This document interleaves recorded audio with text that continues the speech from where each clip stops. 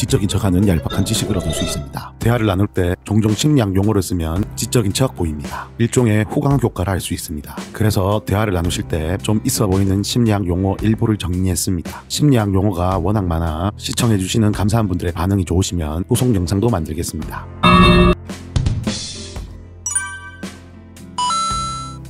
후광 효과. 하나 이상 긍정적 특징이 그 사람의 다른 면을 평가할 때 좋게 평가하게 되는 심리를 후광 효과라고 합니다. 행동주의 심리학자 에드워드 손다이크가 군에서 상관이 부하를 어떻게 평가하는지 연구하다 붙여진 효과입니다. 외모, 성실성, 정직, 태도 등 긍정적인 모습을 좋게 봐 다른 것에도 그 사람을 좋게 보는 것이지요. 외모가 뛰어난 사람에 혹해 인성도 좋을 것이라는 생각. 유명인들의 성공 신화에 성실이나 정직한 태도로 기회를 얻은 일화들도 많죠. 후광 효과 덕분입니다. 우리가 사람을 다양한 상황, 오랜 시간을 보내며 총체적으로 봐야 하는데 이러기엔 여러 한계가 있으니 심리학자들은 우리가 이런 심리가 있다고 이야기합니다. 확증 편향. 우리는 자기가 믿고 싶은 것만 믿고 보고 싶은 것만 보려 하는 심리가 있습니다. 그래서 여기에 반하는 것이 나오면 보거나 듣지 않고 잘못된 점을 찾거나 그냥 안 믿는 경우가 있는데 이를 확증 편향이라고 합니다. 대표적으로 정치, 종교, 팬덤 등에서 이러한 일이 자주 목격됩니다. 그래서 나와 반하는 상대 진영이 팩트를 이야기해도 아예 들리지 않거나 잘못된 점을 찾으려 하거나 그냥 무시합니다. 뇌과학자들은 확증 편향이 일어나는 이유를 우선 우리가 좋아하는 것, 믿고 싶은 것, 듣고 싶은 것을 보거나 들을 때 기분을 좋게 하는 신경전달 물질인 도파민이 분비된다고 합니다. 그래서 자기가 좋아하고 믿고 싶고 듣고 싶은 것을 계속 보거나 듣고 싶어지는 욕구가 강해지고 이런 것들만 추구하려는 경향이 커진다고 합니다. 또한 자신과 같이 좋아하는 것이 같거나 믿고 있는 것이 같은 사람들에게 포용과 사랑의 호르몬으로 알려진 옥시토신이 분비된다고 합니다.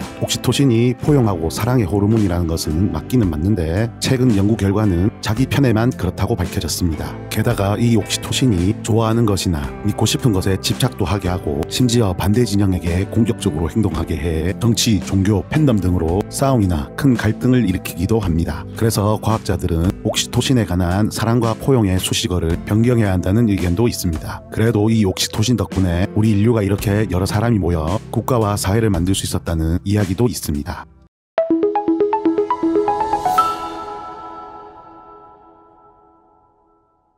언더독 효과. 스포츠나 투표 등에서 객관적으로나 이성적으로 누가 이길 것이 분명한데 이상하게도 상대적인 약자를 응원하는 경우가 있습니다. 이를 언더독 효과라고 합니다. 투견판에서 힘으로 위에서 짓누르는 개를 탑독, 아래에 깔린 힘약한 개를 언더독이라고 부르는 데서 유래했습니다. 이는 우리가 합리적 사고를 하는 것 같지만 여전히 감정의 영향을 받아 결정하는 것을 보여주는 사례이며 언더독 효과에는 공감이라는 감정이 있기 때문입니다. 약자에 대한 연민과 동병상련의 마음을 느껴 이성적으로 아닌 것을 알지만 응원하게 됩니다. 공감 능력은 질을 비롯한 포유류에서도 관찰되고 있으며 뇌에서 산소가 많이 쓰이는 영역을 촬영해 뇌가 어떻게 작동하는지 찾는 fMRI로 뇌를 스캔해 본 결과 공감할 때 내측 전전두엽 MPFC가 활성화된다는 연구도 있어 연구 중입니다. 샤덴프로이데. 싫어하는 사람이나 다른 사람이 잘 나가는 등 나에게 열등감이나 질투심을 유발하던 사람이 잘 안 될 때 우리는 고소미를 느낍니다. 이런 심리를 샤덴프로이데라고 합니다. 독일어로 샤덴은 손해, 프로이데는 기쁨을 뜻합니다. 즉 경쟁자가 손해를 보면 기쁨을 느낀다는 것입니다. 이런 심리를 우리 사회가 티를 못 내도록 억제해서 그렇지 고소한 것은 사실입니다. 그래서 이런 경우 fMRI로 뇌를 스캔해 본 결과 기분이 좋을 때 분비되는 신경 전달 물질인 도파민의 경로가 활성화되는 것을 발견할 수 있었습니다. 이런 심리를 우리 사회가 화합과 겸손의 미덕으로 억눌러서 그렇지 생물학적 경쟁에서 보면 나에게 이득이니 감출 수만은 없나 봅니다. 밴드웨건 효과. 자신이 주도해 뭔가를 선택하거나 행동하기보다 다른 사람이나 많은 사람이 선택한 것을 따라 선택하거나 행동하는 심리가 있습니다. 이를 밴드웨건 효과라고 합니다. 밴드웨건은 서커스나 퍼레이드 행렬에서 제일 앞에 있는 악배를 실은 마차를 의미합니다. 서커스 공연 홍보나 퍼레이드를 할 때 다른 마차들이 제일 앞에 있는 마차를 따라가는 것에서 착안해 미국 경제학자 하비 라이벤스타인이 붙인 용어입니다. 우리는 다른 사람과 함께할 때 생존 확률이 높아 다른 사람과 함께하는 것을 좋아하도록 진화했습니다. 그래서 다른 사람이나 다수에게 벗어나면 분리불안이란 심리와 다수의 심리를 따르려는 심리가 있습니다. 이러다 보니 유행을 따르게 되고 아는 사람이 선택한 것이 좋아 보이고 안정적일 것이라는 심리가 있습니다. 그래서 물건을 살 때 구매평이 많은 것을 보게 됩니다.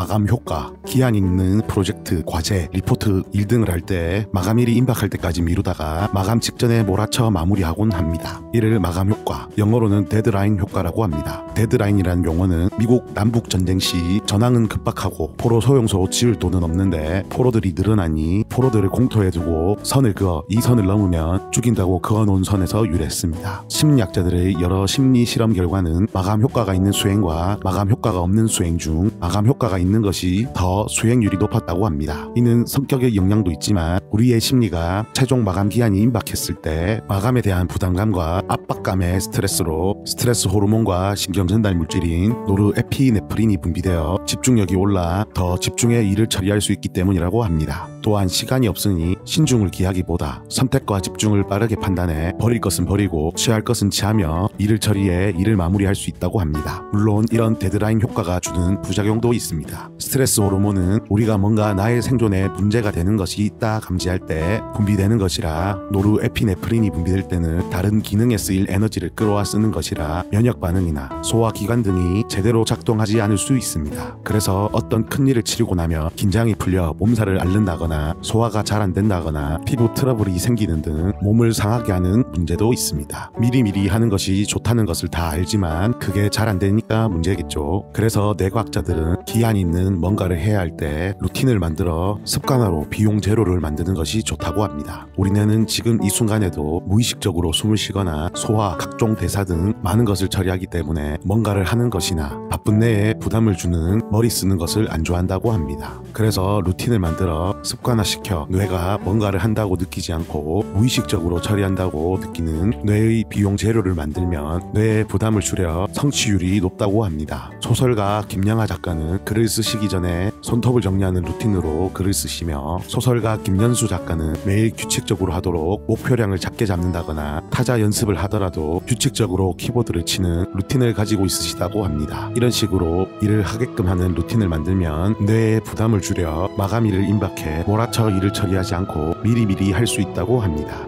이상 심리학 용어와 관련해 지적인 척하는 얄팍한 지식이었습니다. 구독해주신 분들 정말 감사합니다. 시청해주셔서 감사합니다. 영상이 유익하셨다면 영상 만드는 동기, 다음 이야기를 위해 구독 꼭 부탁드립니다. 좋아요도요.